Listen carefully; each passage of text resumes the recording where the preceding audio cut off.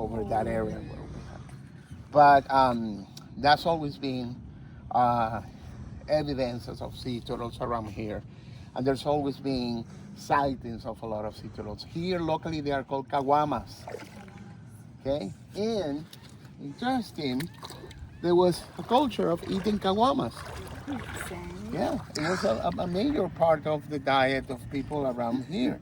And they adapted to the fact that that's not something that was going to do any good for the sea turtle population. And now that's not the case. That's a very rare case where they actually capture a kawama and they eat it.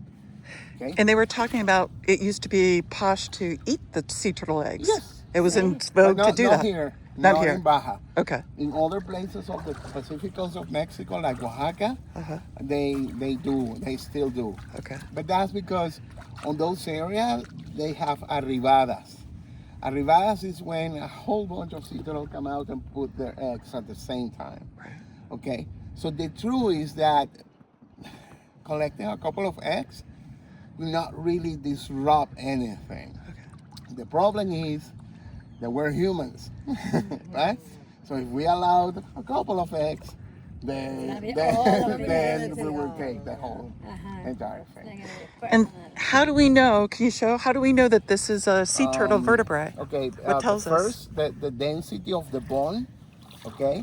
And this is the attachment where the plastron or the carapace is going to start. This is basically the neck, okay?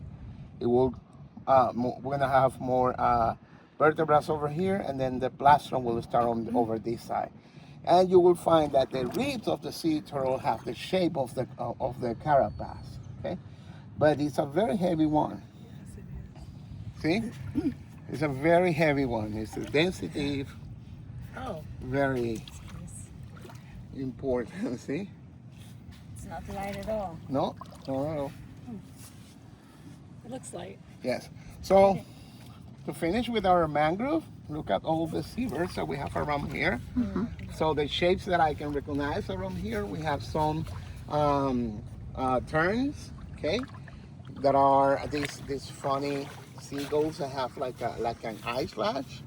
We have a couple of cormorants over this area, and we have the local seagull that is also endemic. Okay, it's called Larus livens, the yellow-footed seagull. You won't find it anywhere else but around here. Their nesting site is in Gaviota Island on the way to the Espiritu Santo area. If I'm honest with you, it does look like any other seagull, right? Mm-hmm. But it does have some important genetic differences. It's an isolated population around here. And tell them what endemic means? Endemic means that you won't find it anywhere else but here. There's another yellow bird that is called the chipe that you will find it around